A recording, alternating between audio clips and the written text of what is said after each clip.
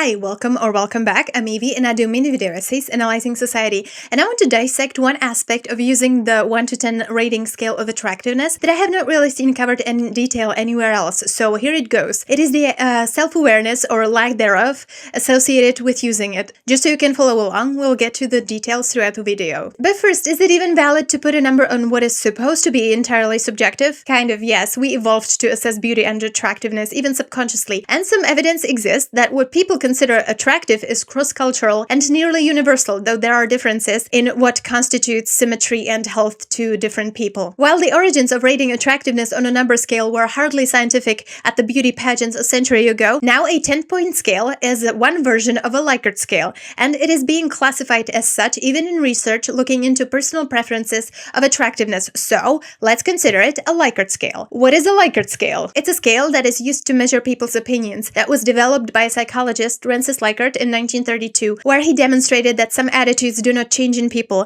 and so they can be treated as measurable variables. Also, it's a very simple scale, everyone can use it. The basic ones are a 5, 7, and 10-point scales. The way a person uses it reveals a lot about them as well, not just what answers they pick. By the way, normal is a mathematical term for a curve, where it can be more realistic, converging around the middle, or skewed so much you wonder if the people even understood the assignment. Participants in studies that use a 10-point Likert scale are more consistent within themselves than if shorter scales were used. But the fact that there are more options available means that people will vary among each other in how they use it, meaning like what their philosophy on how to use it is. Like mine, for example, I would consider it more of a 7-point scale because apart from people who are deeply out of touch with reality, nobody should realistically use a 1, 2, or a 10. The rest is somewhat realistic. Therefore, the midpoint is 6. But other people treat the scale very differently. I always forget that under certain conditions, some research shows that women tend to rate men on average a 3 or a 4, so that is always a huge reality check for me. But even if you are puzzled or horrified by what you find out, it's useful because it functions as a sneak peek into other people's perception of reality. And it does not help to correct it for them. People's self-perception is almost always entirely decoupled from how others view them. So, who rates how? People who think they have been blessed with a higher social status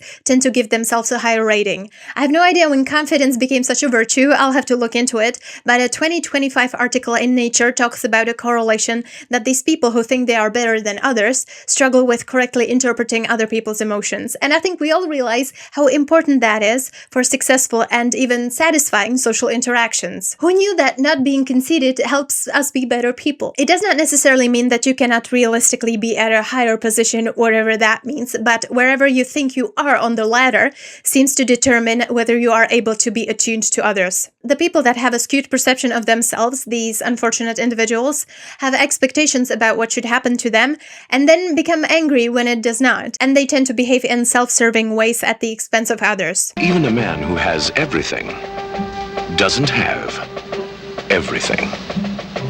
She was the most beautiful girl I had ever seen. There's nothing more exciting than a fantasy. There was also a correlation found between their perceived social status and how likable they thought themselves to be. Honestly, I don't see a single upside of rating oneself highly, even if it was by whatever criteria realistic. However, it is fascinating that even across cultures, and that includes the more collectivist ones, the standard scale that is used to measure confidence ends up being populated by answers that converge slightly above average, meaning nearly everyone rates themselves favorably. As if on the quest to absolute individualism, some people forgot that it is mostly other people who determine our social status, and interestingly enough, the halo effect has hardly anything to do with it. We all know someone who seems to have an unfair advantage, but the halo effect specifically is not an easy one to put a finger on. Also, there is virtually no consensus about how to even define it. And when research tries to zero in on the scale of the effect, it is discovered that it is barely there. Whenever I would be flabbergasted by why something needed to happen, a very good person I used to know would tell me, it's just a human ritual, and I think that is the correct attitude to have even here. It's a small human ritual. You establish a common reality, check with others whether they have the same values as you do, and that reinforces your group's identity. It's not a power struggle necessarily if you don't choose it to be. The correct question about this is not what is realistic to pick, but what am I supposed to say and how is that going to be interpreted by other people? The ritual of putting yourself in a box should not be about accuracy, but whether you know your place in a society. And I don't mean in the kitchen, I mean among other people. We don't respond well to somebody's hubris, never did. Immediately what came to mind was the Greek myth of Arachne. Arachne was a great weaver who began to boast that her skills were greater than those of the goddess Athena, and Athena heard it and warned her in disguise to not challenge the gods. When Arachne refused, Athena challenged Arachne to a weaving contest, and despite the fact that there was no flaw in Arachne's tapestry, the offensive motive of mocking the gods enraged her, and she changed Arachne into a spider, so she would weave forever. It's a great source of consolation to all of us that those who disturb the balance of things will suffer divine retribution. And sometimes you kind of have no choice but to believe it. It's not that the Greeks did not want excellence, but it had to come with the knowledge of your own limits. I think we would call it modesty. Albert Camus called modesty radical. After prolonged research on myself, I brought out the fundamental duplicity of the human being. Then I realized, as a result of delving in my memory, that modesty helped me to shine, humility to conquer, and virtue to oppress.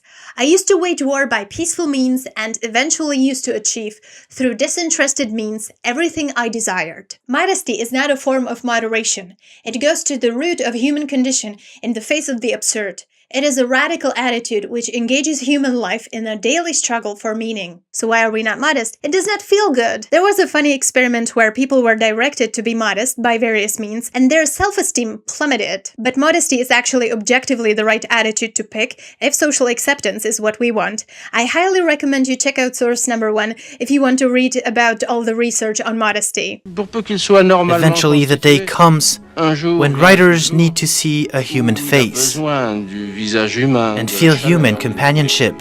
We have reached the end of the video. Be kind to yourselves, do one good thing to keep the world running, and subscribe if you thought this video was interesting.